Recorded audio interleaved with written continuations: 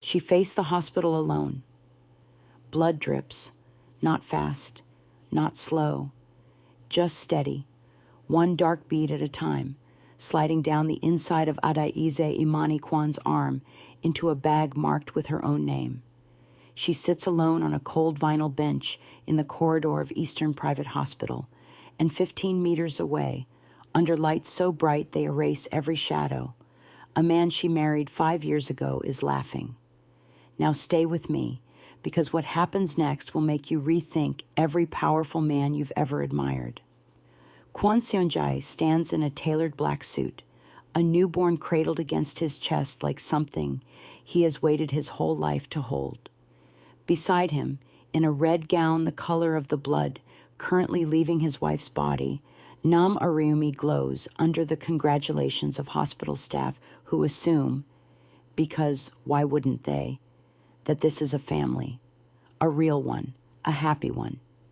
Nobody in that hallway knows that 15 meters away, the actual wife of the Baekhu Syndicate's feared boss is quietly signing a form to donate her own blood type record, because waiting for the hospital's transfusion queue might mean she bleeds out before anyone notices she exists. The marble floor under her feet is the same marble that runs the length of the whole wing, polished so bright it throws back a second, upside-down version of the hallway. A second version of Seon-jae, laughing at his own reflection without knowing it. Adaeze can smell antiseptic, and underneath it, the faint sweetness of the orchids someone has sent to Aryumi's private room. She can hear a nurse's shoes squeak on tile, a monitor somewhere beeping in a rhythm that does not match her own pulse. Her mouth tastes of copper. She does not call his name. She has called it before, from a bed after her third miscarriage, from an operating table waking up to an empty chair, from a hallway not unlike this one. Calling costs something. Tonight she has nothing left to spend. She watches Seon-jae tilt his head down toward the baby, murmuring something too soft to carry, and she understands, in the flat and total way you understand a diagnosis, that she has just watched the last 5 years of her life confirmed as a mistake she made alone. A nurse touches her shoulder. "Ma'am, your transfusion is ready." "Thank you," Adaeze says, and her voice does not shake, because she decided in the ambulance that it would not. Here is the twist the audience does not expect yet. This hemorrhage, the one nobody else in that hallway will ever learn about, is the last miscarriage Adaeze will ever hide. It is also, though she does not know this for 3 more weeks, the final poison pregnancy of her marriage. The tea is almost finished with her. So is she with all of it. Seon-jae does not see his wife. He has never once looked for her in a crowd, because in 5 years he has never needed to. She was always exactly where he left her. Tonight, that assumption is the last mistake he will make before the ground under his empire quietly begins to shift. 20 minutes later, in the private elevator reserved for Baekhu family, Seon-jae presses the newborn's blanket closer and says to Aryumi, "Jihu will want to meet his brother." Aryumi smiles the smile of a woman who has spent a decade building toward exactly this sentence. Neither of them notices that on the ground floor, a woman in a pale blue dress rises from a transfusion chair, walks past the reception desk without a word, and does not go home. That is where this story begins. Not 5 years ago, not with a wedding, right here, in a hallway with 2 kinds of blood in it, one being replaced, one being celebrated, and only one of those 2 things anyone in that building thought to notice. Now here is the part that will flip everything you think you understand about this family. Kwon Seon-jae is not in love with Nam Aryumi. He has not touched her in that way in over 3 years. What he is protecting is not a mistress. It is a promise made to a dying man in a stairwell that smelled of gun oil and rain, a promise Seon-jae has never once explained to his wife because he decided wrongly that silence was a kindness, and Adaeze, quiet, dignified, endlessly patient, Adaeze is not the woman anyone in that hallway believes her to be either. 3 weeks from tonight, she will be gone. 6 weeks from tonight, she will discover the one thing 5 years of marriage never gave her, in a clinic with no husband in the waiting room, and she will not cry the way you think she will. Stay with me. This gets worse before it gets better. And then it gets better in a way that has nothing to do with him at all. The corridor lights hum. Adaeze walks out into the Busan night with a cotton ball taped to the crook of her arm, the sea wind off the harbor sharp with salt and diesel, and for the first time in 5 years, she does not look back to see if he noticed she was gone. He does not notice. That, more than any betrayal that came before it, is the moment the marriage actually ends. And here's what most people miss about a marriage like this one. It does not end in a single night. It ends in a pattern, repeated 3 times, each repetition a little more surgical than the last, until the woman living inside it can no longer pretend the pattern is coincidence. The first time is 11 months before the hallway. Adaeze collapses on the kitchen floor of the Kwon residence at 6 in the morning, her 4th pregnancy attempt failing internally, the tile cold against her cheek, her vision narrowing to a single point of light from the window above the sink. She manages to drag herself to her phone and calls Seonjae twice. Both times it rings out. He is, at that hour, sitting in a pediatric ward across the city because Jihu has spiked a fever of 39 degrees, and Areumi has called him in a voice pitched exactly to the frequency that dissolves every other obligation in his life.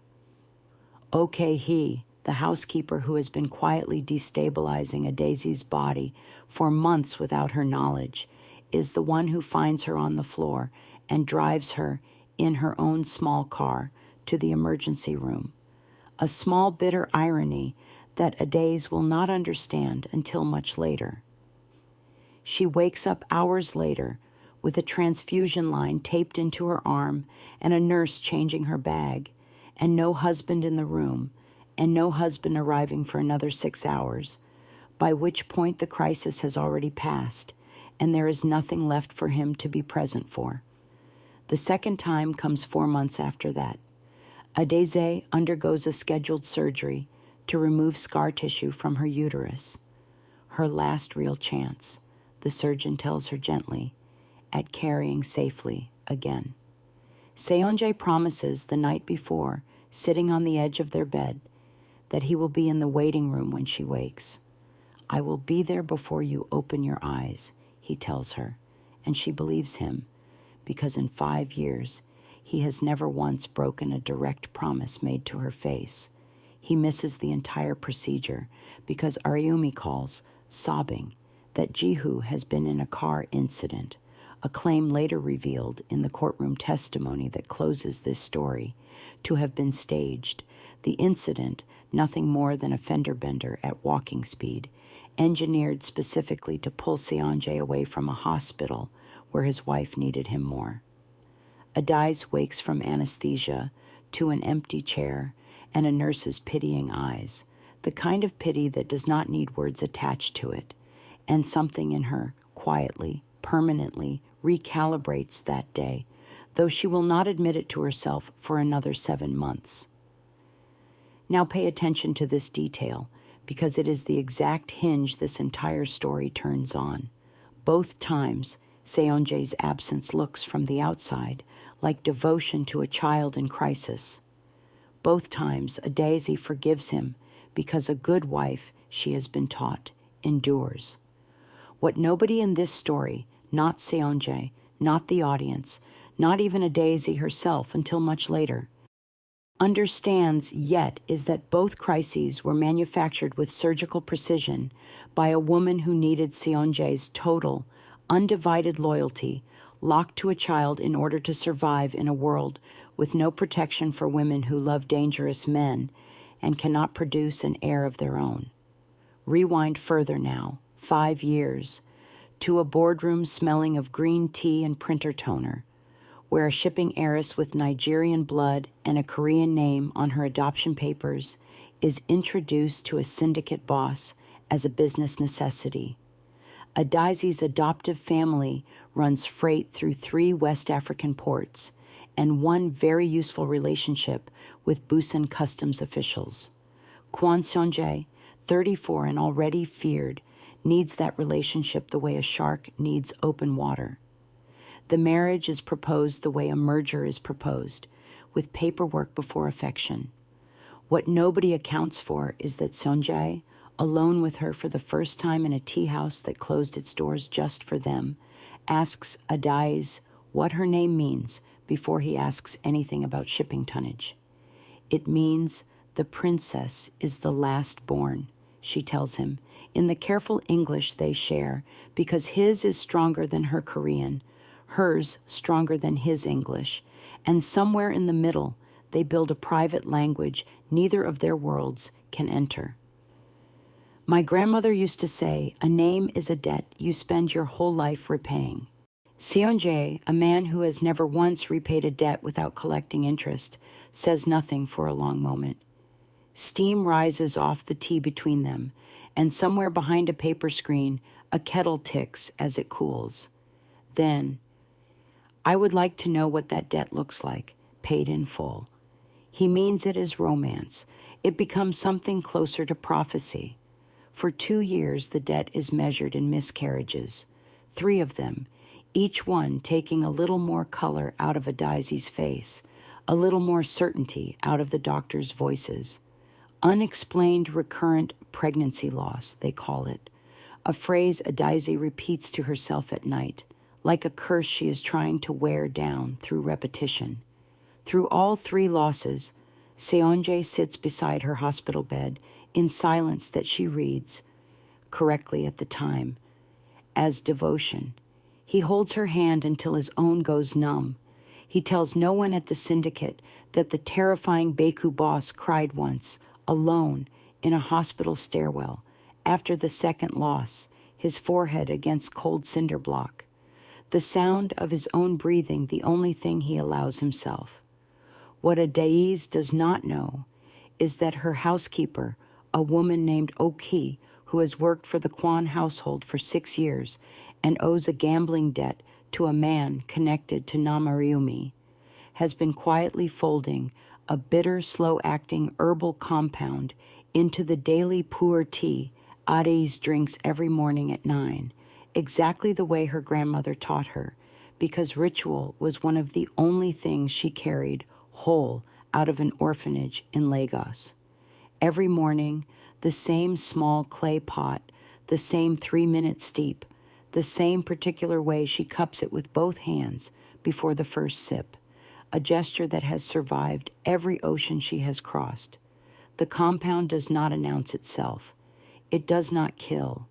It simply, patiently, over months, destabilizes what needs stability most. Here is clue number 1, planted early enough that you will only recognize it later. Every miscarriage happens roughly 10 to 12 weeks after Adaeze restocks her tea tin. Nobody in this story notices the pattern, not the doctors, not Seonjae, not even Adaeze, who blames her own body the way women are taught to. Here is clue number 2. Namariumi never once asks Seonjae for money directly, not for herself.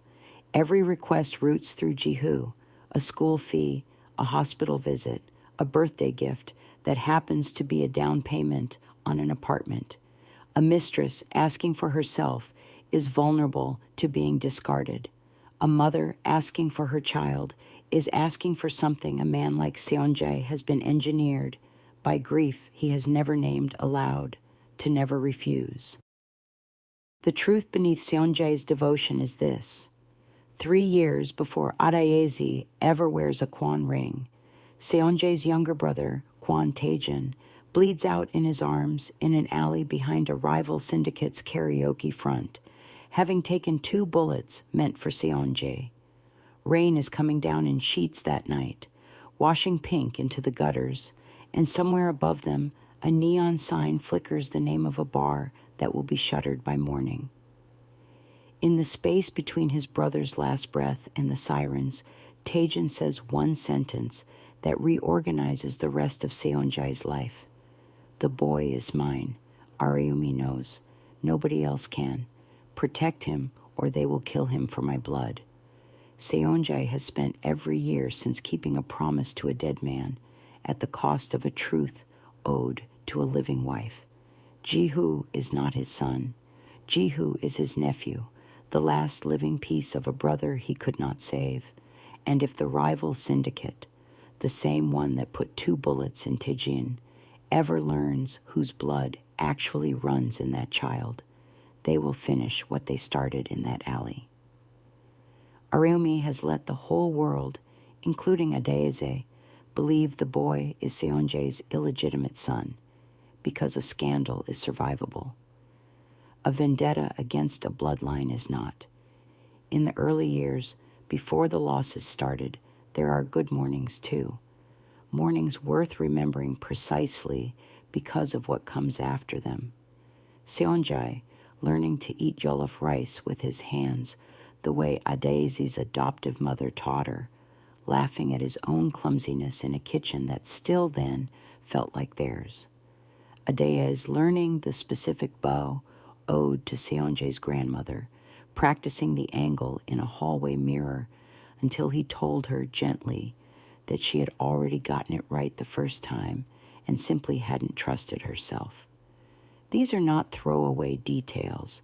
They are the proof this was never a marriage built on nothing, which is exactly what makes it slow poisoning from a kitchen shelf neither of them ever thought to check, so much crueler than a marriage that was hollow from the start.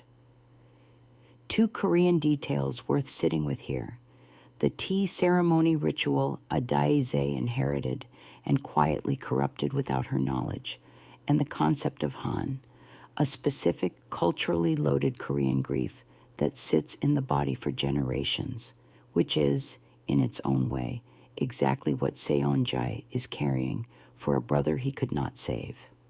A third, the small ancestral rite Seonjae performs every year on the anniversary of Taejin's death, lighting a single stick of incense at a shrine no one in the household is permitted to enter.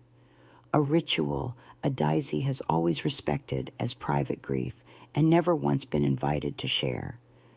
2 African details worth sitting with too: the Igbo naming philosophy Adaeze quotes about debt and repayment, and the ancestral coral bead bracelet, not a signal device, just an inheritance from a grandmother she barely remembers, that Adaeze wears on her left wrist and touches without noticing whenever she is deciding not to cry.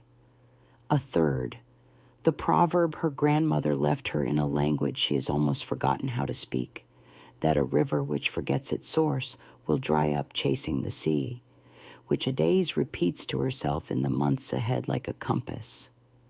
Now here is where this script refuses to give you the story you have seen 100 times before. Adaeze does not wait in Lagos for a rescue. She builds one. After the hallway humiliation, she spends 3 days doing something she has never once done in 5 years of marriage. She stops drinking her morning tea, not out of suspicion, out of exhaustion, a small private rebellion against a ritual that has only ever delivered her grief.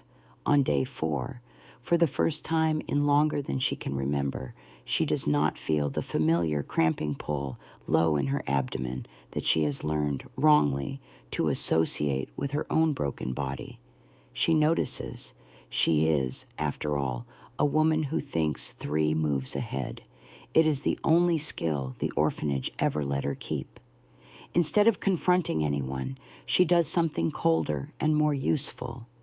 She goes, quietly, to Oki's private quarters on the pretext of discussing a grocery order, and she finds, tucked behind a rice cooker nobody else in the house has ever needed to move, a small unlabeled tin identical in shape to her own tea tin, half empty, smelling faintly of something bitter beneath the pew air. Her hands do not shake as she photographs it. The tin, the shelf, the exact angle of the light falling through the kitchen window, timestamps that will matter later. She does not confront Oki. She replaces the tin exactly as she found it, aligning it to the same worn ring of dust on the shelf, because a woman who tips her hand before she is ready to strike deserves to lose. Over the next 18 days, while Seonjae is consumed by Arayumi's newborn and a naming ceremony, he is planning with the excitement of a man who has finally, he believes, secured the family line. Adaeze builds a second, quieter life. In the mornings, she still walks him to the car the way she always has, still asks about his schedule, still plays the wife the household has always known. But in the afternoons, while he is at the harbor offices, she sits in the reading room with the door closed, a laptop she bought in cash from a shop 2 districts over, and she works. She liquidates a private account her adoptive father left her, one Seonjae has never known existed. Protected under her birth name through a Lagos bank her father used for decades of shipping business the syndicate never touched. She contacts a cousin twice removed, a private investigator in Lagos named Chidi, who owes her adoptive family a favor 2 generations old, the kind of debt West African families keep meticulous, unspoken ledgers of. She sends him encrypted the photograph of the tin, a sample of her own hair for lab comparison mailed through a courier with no ties to the syndicate, and a request: find out what this compound is and find out who supplied it. Now pay attention to this detail, because it is the hinge the entire second half of this story turns on. Adaeze does not tell a single soul in Busan what she suspects, not a lawyer, not a friend, not even Seonjae, who she has already, quietly, stopped trusting with anything that matters. She has learned, across 5 years and 3 miscarriages, that a woman's evidence is only as safe as the silence she keeps around it. 3 days before she leaves, Chidi's answer arrives, encrypted, routed through 3 servers he assures her none of them can trace. The compound is a rare abortifacient derivative, traceable through only 2 suppliers in the region, one of them with a documented 6-year paper trail of deliveries to a private apartment registered under the name Nam Aryumi. Adaeze reads the report twice, sitting alone in the reading room with the lamp turned low so no light shows under the door. She does not cry. She feels something colder and steadier settle into her chest, the way a wound feels once it finally, mercifully, stops bleeding. She signs the divorce papers herself, notarized through a lawyer with no syndicate ties Chidi found for her, 3 signatures, no note, and leaves them centered on Seonjae's desk, the way she once centered his morning coffee, out of a habit she is only now recognizing as servitude dressed as love. She boards a flight the same night Seonjae hosts Jiho's brother's naming ceremony, dressed in white and gold, glowing with a future he thinks is finally secure. What Adaeze does not know yet, sitting in seat 14A with her coral bracelet turning slowly under her thumb and the cabin lights dimmed for the night crossing, is that she is already pregnant, successfully, for the first time in 5 years, because she has spent 18 days finally, blessedly, poison-free. She discovers it 6 weeks later, alone, in a small clinic on Victoria Island, fluorescent light humming overhead, the cold gel of the ultrasound wand against her skin, staring at a screen with no husband beside her.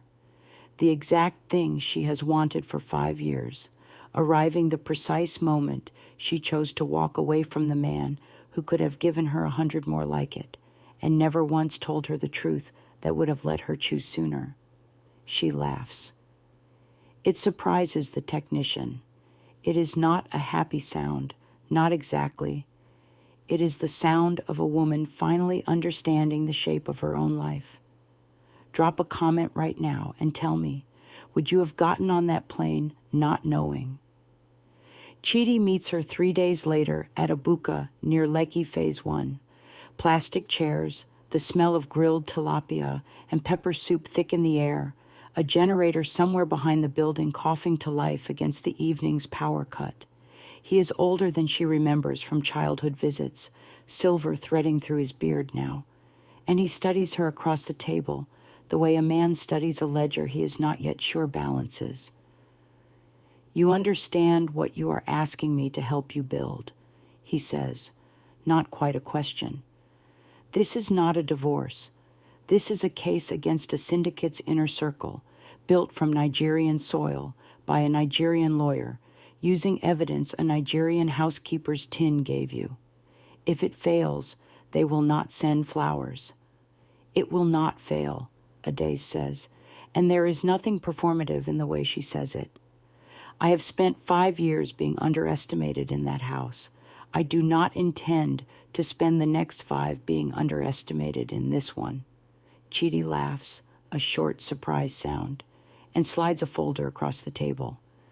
Then let us build it properly, slowly, no mistakes. Over the following months, Adaeze becomes someone the Kwon household would not recognize. She learns the shipping ledgers her adoptive father left behind well enough to trace, through 3 shell accounts, the exact bank the compound supplier uses to launder its payments. She sits with a retired customs officer her father once did business with, sharing jollof rice and old stories until the man agrees, for the sake of an old friendship and a modest fee, to confirm the supplier's import manifest matches deliveries to an address registered under Nam Arumi's name. She learns to read a legal filing the way she once learned to read Seonjae's silences, for what is missing as much as what is there. None of this is glamorous. Some nights she sits at a second-hand desk with a fan rattling overhead, cross-referencing dates until her eyes ache, her coral bracelet clicking softly against the desk edge every time she reaches for another page, mosquito coil smoke curling toward a window she keeps cracked open against the heat. She eats rice and stew standing at the counter because sitting down to a proper meal feels some nights like giving herself permission to rest before the work is finished. She is not building a rescue. She is building a case, the way her adoptive father once built a shipping empire out of nothing but persistence and other people's underestimation of a girl from an orphanage, brick by brick, ledger by ledger, debt by debt, until the structure is strong enough to hold whatever weight is set against it. Seonjae finds the papers the following morning, after the naming ceremony, still faintly smelling of the rice wine spilled in celebration the night before. He sits at his desk for a long time without touching them, the way a man sits with a diagnosis before he reads the second page. When he finally opens the folder, there is no letter inside. Only her signature, 3 times, in the same steady hand she used to sign birthday cards for a household staff she always remembered by name, and a Lagos forwarding address that turns out, when he sends someone to check, to belong to a shuttered mailbox service that closed its account the same week. He does not chase her that week or the next. He tells himself it is respect for her decision. It takes him 3 months to admit, alone in a house that no longer smells like her tea, that it was not respect. It was the same paralysis that kept him silent about Jihu for 7 years, the belief that if he simply did not look directly at what he had lost, it might not be permanent yet. Back in Busan, 3 months pass before the second collapse. Jihu, now 7, develops a fever that will not break, then a rash across his joints that terrifies the family physician into ordering a full genetic panel, the kind of panel that exists specifically because Taejin, before he died, had a rare hereditary blood disorder that Seonjae has spent 7 years hoping would never surface in his supposed son. The panel comes back. It does not match Seonjae's blood type at all. It matches precisely a sample from a decade-old syndicate medical file belonging to Kwon Tae-jin. Seonjae is standing in a hospital corridor, a different hospital the irony of which will not occur to him until much later, fluorescent tile under his shoes, the smell of the same antiseptic that clung to the night his wife bled 15 meters from him. When the geneticist explains, gently and clinically, that the boy he has called his son for 7 years cannot possibly be his son and is, biologically, exactly what his brother told him with his dying breath. Taejin's child, not his. The confirmation does not surprise Seonjae. What breaks something loose in his chest is realizing, standing in that corridor, that he has just spent 7 years protecting a secret from the one person who most deserved to be trusted with it, and that the woman he could have trusted signed her name off his life 11 weeks ago and has not been reachable since. He calls Adaeze's number. It rings twice and goes to a voicemail box that no longer exists. He does what a man like Seonjae has never once needed to do. He asks his own men, quietly, humiliatingly, whether anyone knows where she went. Nobody does. She built her exit better than any escape his syndicate has ever had to plan for someone leaving it. Here is the collision, and it does not happen the way you expect. Not at gunpoint, not at a press conference, not with Seonjae flying to Lagos to drag her home. It happens because Adaeze comes to him.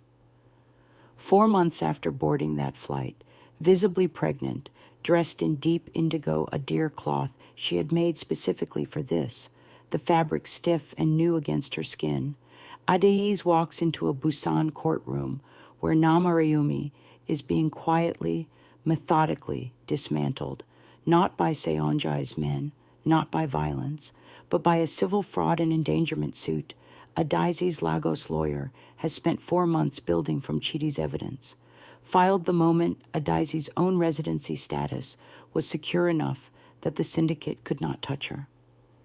The suit does not mention miscarriage as a crime. Korean courts have no category for that particular cruelty. But it does mention 6 years of documented pharmaceutical deliveries under a false medical pretext, financial coercion of a household employee, and attempted concealment of a hereditary medical record relevant to a minor's care.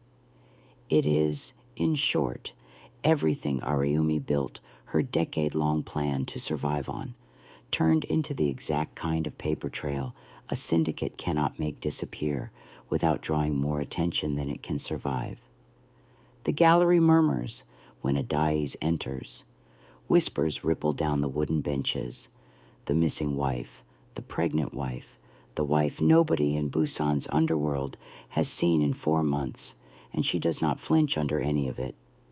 She takes her seat with the same composure she once used to endure hospital waiting rooms, her hand resting on the swell of her belly, her spine straight the way an orphanage matron once taught her a woman with nothing still holds herself like she owns the room.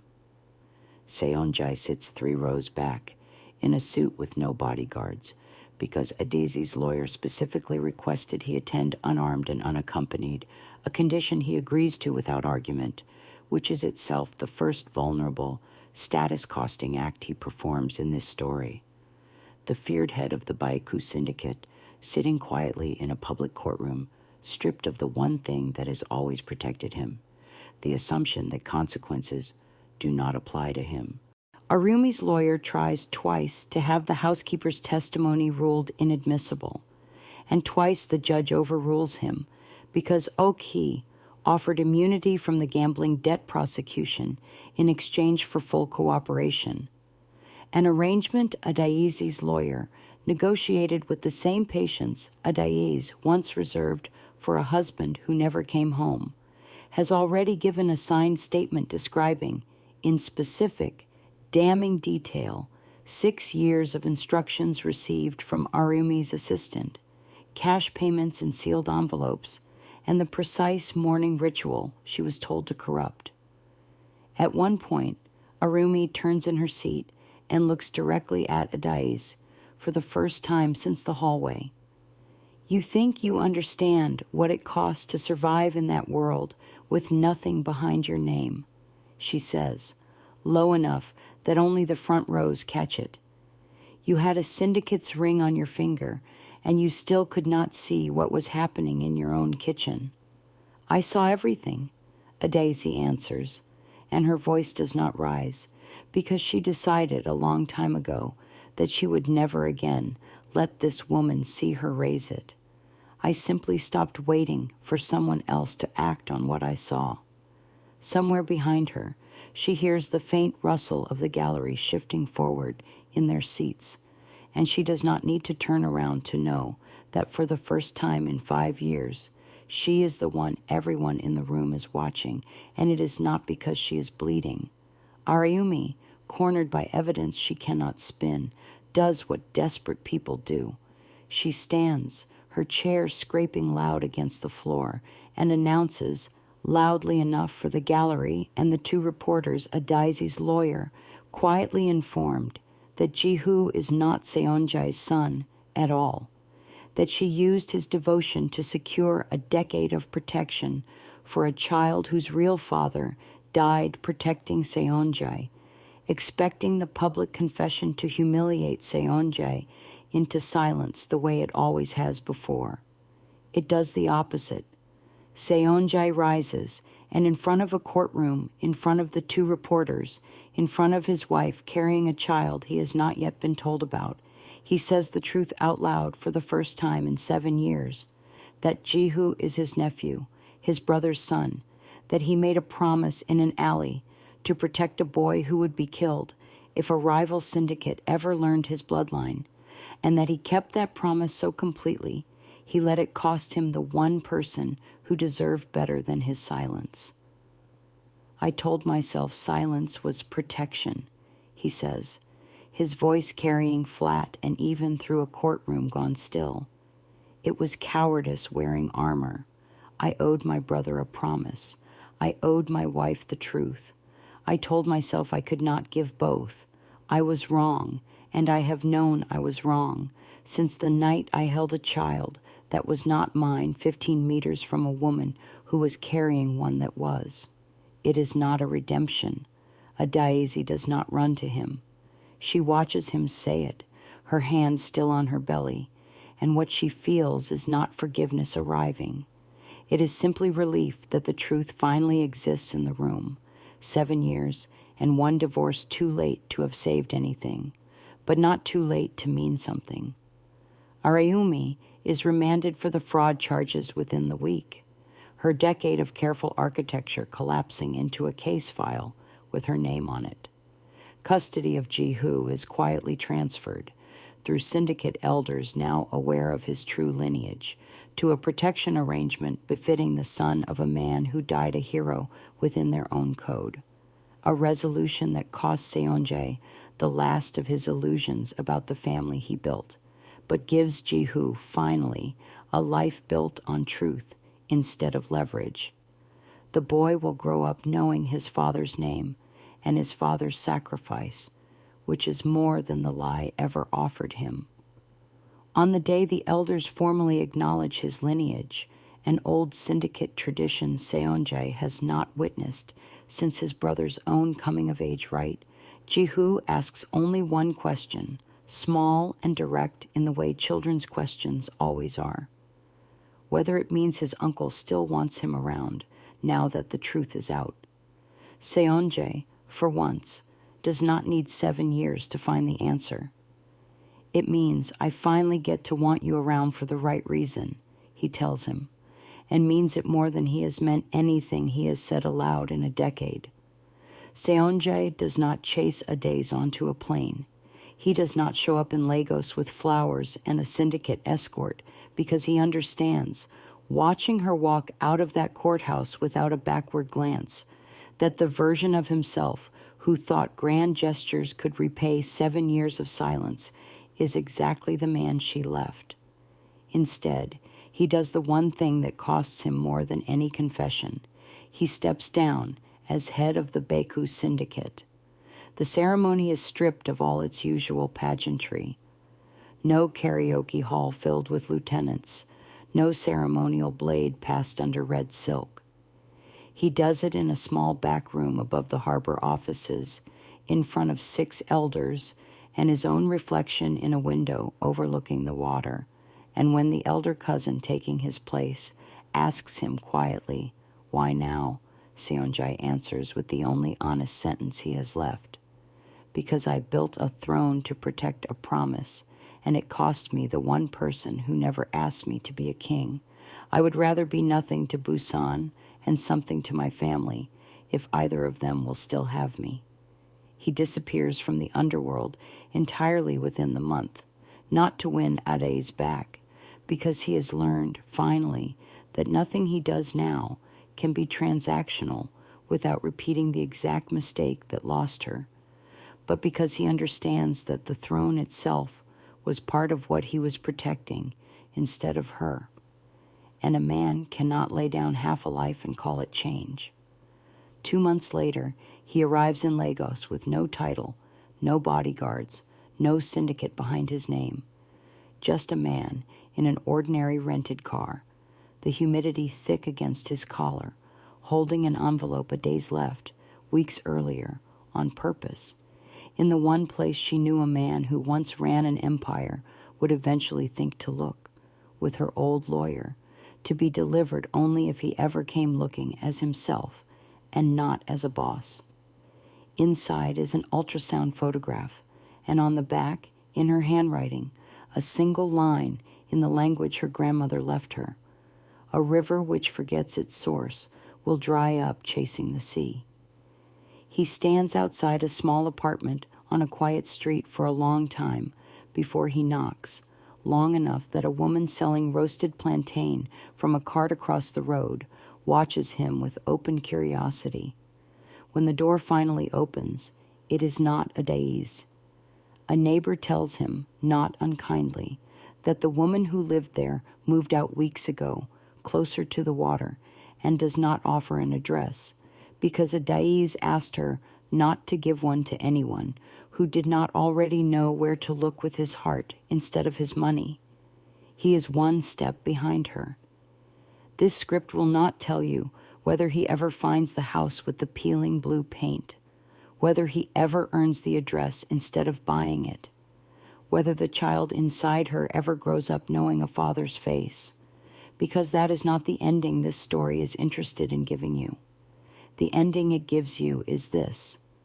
Adaeze, 7 months pregnant, walks along a Lagos street at dusk, one hand resting low on her belly, the salt wind off the water, lifting the edge of her indigo wrapper, her grandmother's coral bracelet warm against her wrist, the sound of waves somewhere past the rooftops, and the smell of grilled corn drifting from a roadside stall. Children chase a half-flat football past her feet, laughing, and an old woman on a veranda calls out a greeting. She returns without breaking stride. She does not look back toward Busan. She does not wonder what Seonjae is doing tonight, or whether he is standing outside some door somewhere holding an envelope she left as a test he may or may not pass. For the first time in 5 years, the only debt she is thinking about is the one she owes herself. And for the first time in 5 years, she is paying it in full.